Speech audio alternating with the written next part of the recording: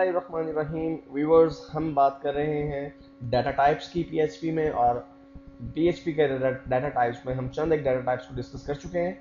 इस वीडियो में हम डिस्कस करेंगे व्यूअर्स बूलियंस को। सबसे पहले हमें देखना कि बूलियंस क्या हैं।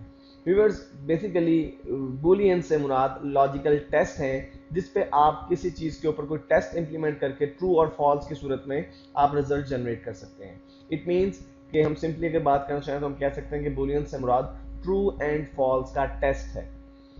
व्यूअर्स, यहाँ पर मैंने एक नया पेज क्रिएट किया हुआ है, HTML पेज, और इस पेज में मैं आपको जो है हम बूलियन फंक्शन को इंप्लीमेंट करके देखेंगे, और हम देखेंगे कि बूलियंस किस तरह से काम करते हैं।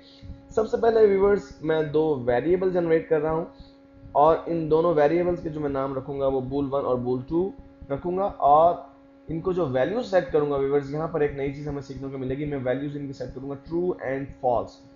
तो सबसे पहले हम PHP का ओपनिंग टैग इंसर्ट करते हैं, और उसके बाद मैं PHP के क्लोजिंग टैग को इंसर्ट करके कुछ स्पेस बना लेता हूँ जहाँ पे मुझे कोडिंग इंसर्ट करनी है। तो व्यूअर्स, पहला वेरिएबल मैं बनाता हूँ bool1 के नाम से, और इसकी जो वैल्यू रखता हूँ व्यूअर्स वो मैं रखता हूँ ट्रू, और इसके बाद सेमीकोलन लगाया। व्यूअर्स, यहाँ पर ये बात गौरतलब है कि मैंने जब यहाँ पे लफ्ज ट्रू लिखा, ट्रू का हरगिज ये मतलब नहीं कि ये एक स्ट्रिंग है। ये एक स्ट्रिंग नहीं है, ट्रू एक कमांड है। PHP में जब आप किसी वेरिएबल की वैल्यू ट्रू रखते हैं तो आप देख रहे हैं मैंने यहाँ पर इन्वर्टेड कॉमास नहीं इंसर्ट किए। अदरवाइज जब भी मैं किसी वेरिएबल को कोई स्ट्रिंग असाइन करता था तो मैं उसके साथ इन्वर्टेड कॉमास का इस्तेमाल करता था, लेकिन यहाँ पर हमें इन्वर्टेड कॉमास इस्तेमाल करने की ज़रूरत नहीं है। उसकी वजह यह है कि PHP ट्रू और फॉल्स की स्ट्रिंग्स को अंडरस्टैंड करता है और उसकी फंक्शनैलिटी को समझता है। इसी वजह से मैंने यहाँ पर ट्रू के साथ इन्वर्टेड कॉमास नहीं लगाए। इसी तरह व्यूअर्स, मैं दूसरा जो है वो अपना वेरिएबल जनरेट करता हूँ जिसका नाम bool2 है, और उसकी वैल्यू मैं रखता हूँ फॉल्स। सेमीकोलन लगाया मैंने इसके साथ।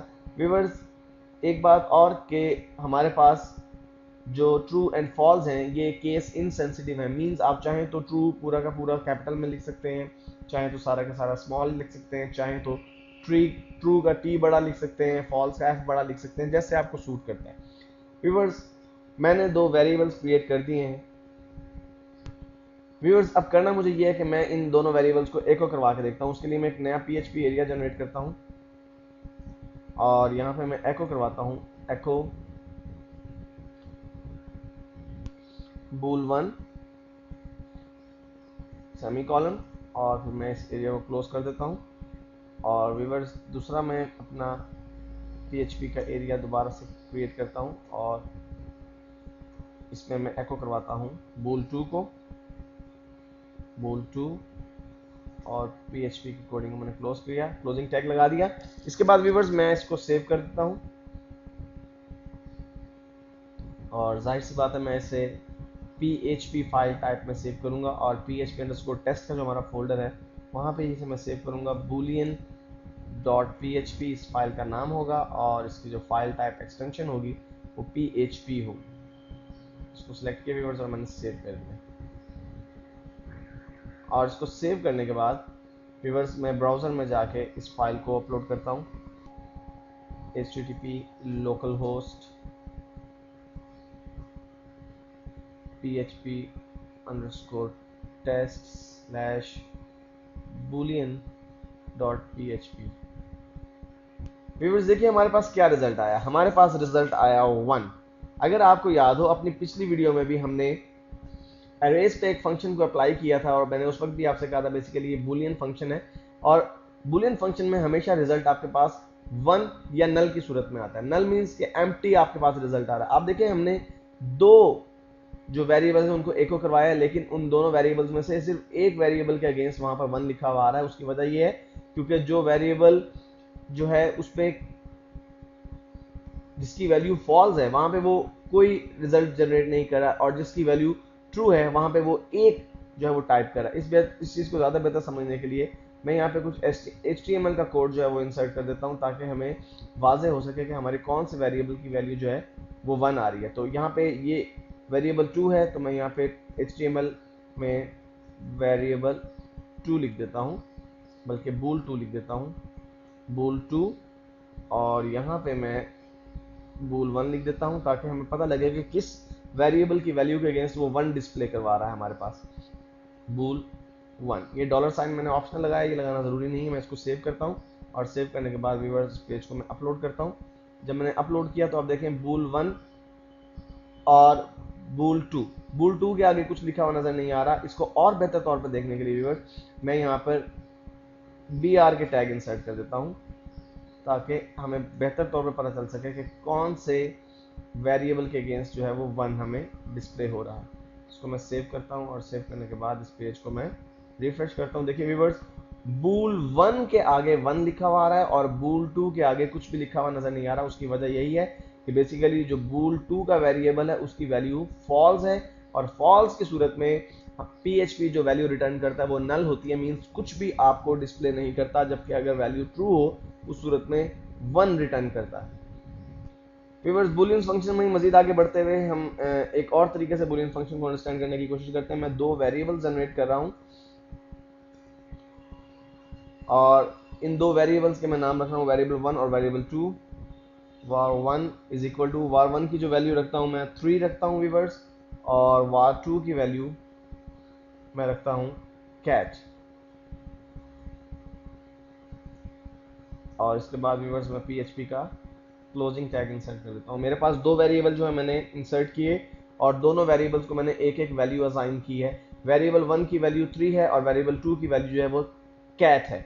व्यूअर्स मैं एक और तरीके से भी बूलियन फंक्शन अप्लाई कर सकता हूँ। मैं ये देख सकता हूँ कि क्या किसी वेरिएबल को कोई वैल्यू असाइन की गई है या नहीं। अगर किसी वेरिएबल को कोई वैल्यू असाइन की गई होगी तो हमारे पास जवाब जो है वो 1 की सूरत में आएगा और अगर वेरिएबल को कोई वैल्यू असाइन नहीं की गई होगी तो उस सूरत में हमारे पास जो जवाब रिटर्न आएगा डिस्प्ले जो होगा एको करवाने पे वो नल यानी कोई वैल्यू डिस्प्ले नहीं होगी।